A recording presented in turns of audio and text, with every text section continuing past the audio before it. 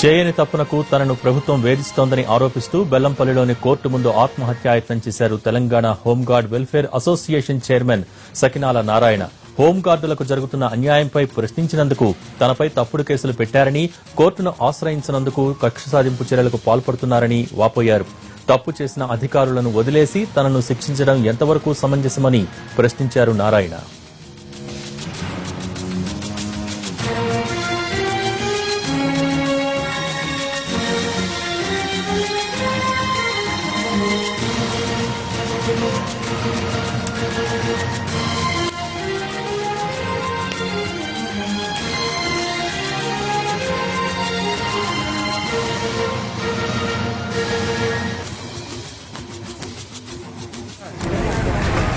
Court ముందు sir,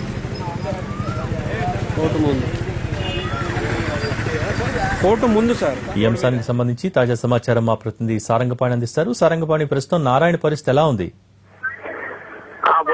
Narayana పరిస్థితి ప్రస్తుతానికి విషమంగా ఉందని పోలీసులు చెప్తున్నారు. ఏదైతే గత కొద్ది రోజులుగా హోంగార్డుల సమస్యలతో పాటు తన సమస్యల కోసం పోరాడుతున్న నారాయణ, ఇతను రాష్ట్ర అధ్యక్షుడు, హోంగార్డుల అసోసియేషన్ రాష్ట్ర అధ్యక్షుడు. అయితే ఈ కోర్టుల చుట్టూ వీటి చుట్టూ పోలీసు అధికారుల చుట్టూ తిరుగుతున్నా తమకు విధులకు తీసుకోవడం లేదని ఆవేదన వ్యక్తం చేస్తూ పలువురికి ఫిర్యాదు చేయడం జరిగింది. అయితే కోర్టులో ఈ రోజు ఆ కేసుకు సంబంధించి పేషి ఉండగా అక్కడికి చేరుకున్నాడు. అయితే ఈ సివిల్ జడ్జి కోర్టు ముందు తను కత్తితో కడుపులో పొడుచుకుని ఆత్మహత్య యత్నానికి ప్రయత్నించిండు.